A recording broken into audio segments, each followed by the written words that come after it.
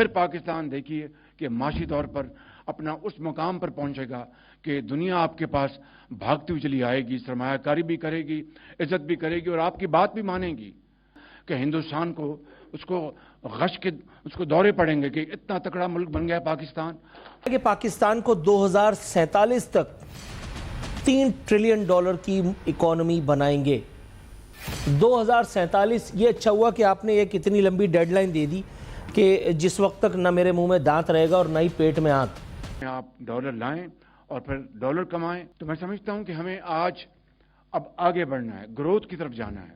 तो उनका क्या है, वो तो कुछ भी कहते रहते हैं, जो वो कहते हैं दुनिया कौन सी मानती कि मैं भी और खामोशी के साथ फील्ड मार्शल हम कई ममालिक में गए और उनसे कहा कि IMF का प्रोग्राम है, ये हमारा एक्सटर्नल गैप है, आप इतने बिलियन डॉलर्स दे दें, आप इतने बिलियन डॉलर्स दे दें। लेकिन आप जानते हैं कि जो कर्ज लेने जाता है उसका सर झुका हुआ होता है। कोई कह रहा है 2047, ये तो बहुत अच्छा हुआ आपने 3047 का नाम नहीं लिया।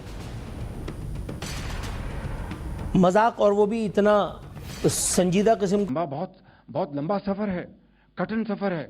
बड़े बड़े पहाड़ आएंगे, बड़े बड़े समंदर आएंगे, दरिया आएंगे, उनको अबूर करना है।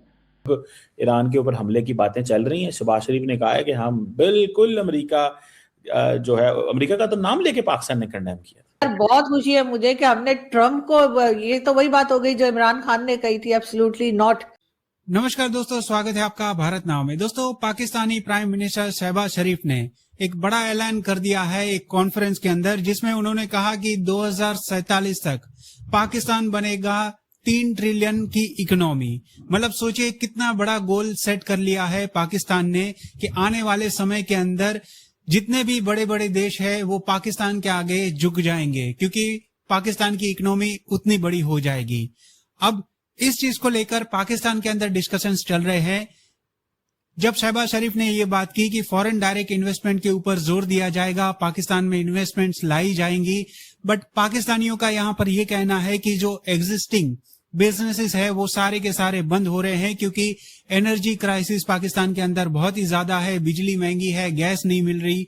तो किस तरह से बाहर के लोग आकर इन्वेस्ट करेंगे जबकि मौजूदा जो बिजनेसेस है वो बंद होते जा रहे हैं। दूसरी तरफ ये भी बात आती है कि पाकिस्तान के पड़ोस में जो हालत हाल फिलहाल में ईरान की चल रही है, क्या अमेरिका अगर कोई कार्रवाई ईरान के ऊपर करता है तो पाकिस्तान किसका साथ देगा? ये भी एक बहुत बड़ा क्वेश्चन मार्क बन जाता है। ओवरऑल अगर देखें तो पाकिस्तानियों की कमर वैसे ही टूट चुकी है, क्योंकि जिस तरह से भारत ने यूरोप के साथ ट्रेड डील साइन की है, ये डायरेक्टली इफेक्ट कर रहे हैं पाकिस्तान और बांग्लादेश के बिजनेसेस को। पाकिस्तान आप लेके खड़ा है विक्टिम कार्ड, और कुछ नहीं मिला तो चलो यार विक्टिम कार्ड ही दिखा देते हैं दुनिया को। जो 2021 तक जब से पाकिस्तान बना, वब से लेके 2021 तक जो बैंक में डिपॉजिट था, जो आपने और हमने डिपॉजिट किया, वो 21 ट्रिलियन रुपए था। अब ये पिछले 3 सालों में 36 ट्रिलियन रुपया हो गया। पूरी कौम सूदी बन गई है, बैंक में पैसा रख के सूद खाती है, काम कोई नहीं कर रहा। ये क्या हो रहा है यहाँ पर? जो इंडस्ट्री कब्रिस्तान बन गई है वापस नहीं चल सकती। वो तो लोहे की कीमत पे बस बिक गई, खत्म हो गई बात। 150 स्पिनिंग मिलें बंद हो गई, टेक्सटाइल यूनिट्स बंद हो गए। आज भी 80-85 साल बाद कि मुसलमान तुम्हें क्या हो गया, तुम्हें तो पैदा किया था अल्लाह ताला ने दुनिया को लीड करने के लिए। क्या ऐसा कुछ कह दिया ट्रम्प को हमने?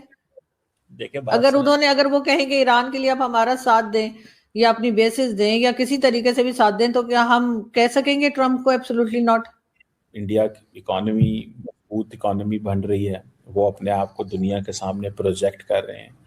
तो वो अगर पाकिस्तान उनके इंडस्ट्रियल बेसिस पे हमले करता है, उनकी जो इंडस्ट्रियल बेस है वो गुजरात है या उसके बाद साउथ में या हैदराबाद में या बेंगलुरु में या महाराष्ट्र में पाकिस्तान जाके हमले करता है, उनकी बेस जो है उसको वहाँ पे से फॉरेनर्स हैं, उनकी कंपनीज हैं, उनको हिट करता है, तो मतलब पोजीशन तो कॉम्प्रोमाइज होगी ना। तो इट डिपेंड्स कि इंडिया ने क्या करना है। सो मेरे ख्याल है पाकिस्तान इस दफा तो इंडिया अगर ये काम करेगा हमले वाली, तो इस दफा तो जंग जो है वो थोड़ी डिफरेंट नेचर की मुझे लगती है। क्लेम लोगों ने डाला है कि भाई जो वेस्टर्न असेसमेंट्स हैं they are biased towards India.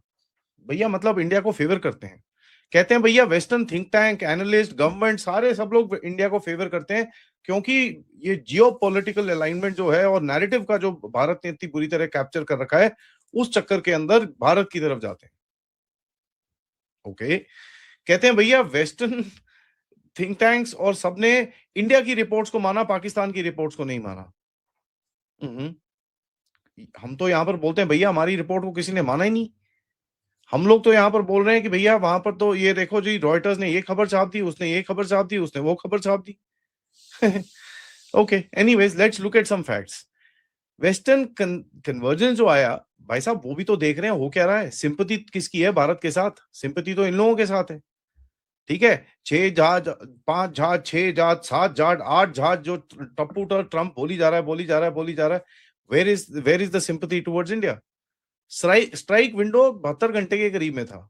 ठीक है, टारगेट हमारा सेट था। मिलिटेंट लिंक, जितने भी वहां पर जितने भी कश्मीरी ये टेररिस्ट हैं, मिलिटेंट्स हैं, इनको ठोकने का हमारा पूरा प्लान था। उनके हेडक्वार्टर्स को ठोकने का बड़ा प्लान था। ज्योग्राफिक स्कोप हमने बड़ा लिमिटेड रखा था, कभी ये हमको करना है। सिविलियन कैजुअलिटीज के अलावा वो अपने बच्चे मार दिए, ये कर दिए, वो कर दिए, कुछ there is not a single number that they have come up with. And escalation ladder हमने पूरी तरह से कैप करके रखा। एट एवरी स्टेप इनको बताते गए कि भैया रुक जाओ, तुम्हारे लिए अच्छा होगा। एंड टर्मिनेशन आपके सामने था जो भी था। ये कोई नैरेटिव कहां है भाई, ये तो रियलिटी है। पाकिस्तान को अगर आप देखोगे 2001-2 में इन लोगों ने इंडियन ओवर रिएक्शन टर्म किया था। 2016 में कहते हैं भैया टेरर लिंक ही नहीं था, प्रूफ मांग रहे थे कि भैया हमारी तरफ से यहां पर था। 2019 के टाइम पे क्या हुआ, बालाकोट के टाइम पे भैया कुछ हुआ ही नहीं, कुछ हुआ ही नहीं। 2-3 बंदे वहां पर वो पैराशूट से लटक के नीचे आ रहे, उनके एक को तो तुम्हारे अपने बंदों ने मार दिया। अब कहते कुछ हुआ ही नहीं। 2025 में कहते हैं भैया वेस्टर्न बायस है।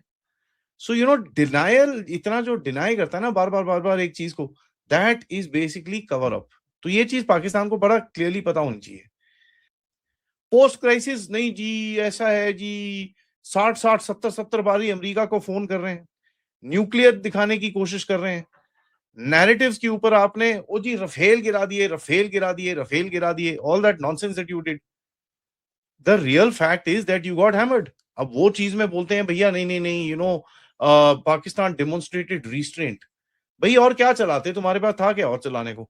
Your aircraft were refusing to fly, your army was not in position, करते क्या तुम?